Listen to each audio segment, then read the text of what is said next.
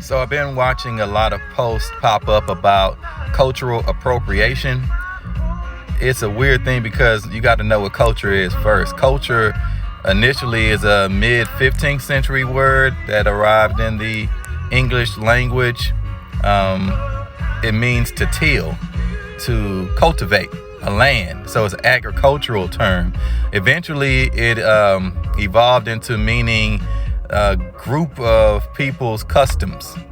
So it's not something that you would say is for one particular person. It's a group of things that are together.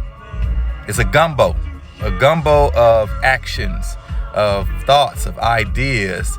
That's why they say it's a living thing, because it's constantly changing, because people are constantly changing, adding different ideas based off of their life experiences.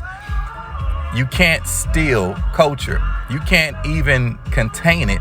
So that means that you can't confine it to one particular group of people, because it's constantly touching, mixing and mingling and becoming something else.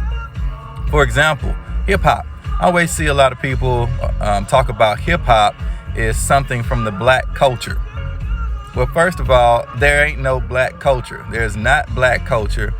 Culture cannot be labeled. You can label it, but it doesn't make it what it is that you called it. It's something that constantly is changing, constantly becoming something else. So you cannot focus on saying that your culture, your customs is a particular thing that represents a large group of people, because life is diverse. So back to hip hop.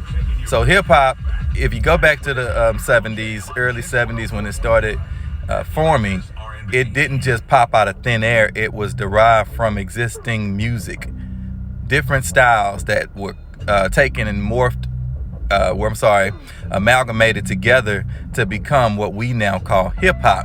But it was a large group of sampling that was going on, and the sampling came from different people, different styles, different genres.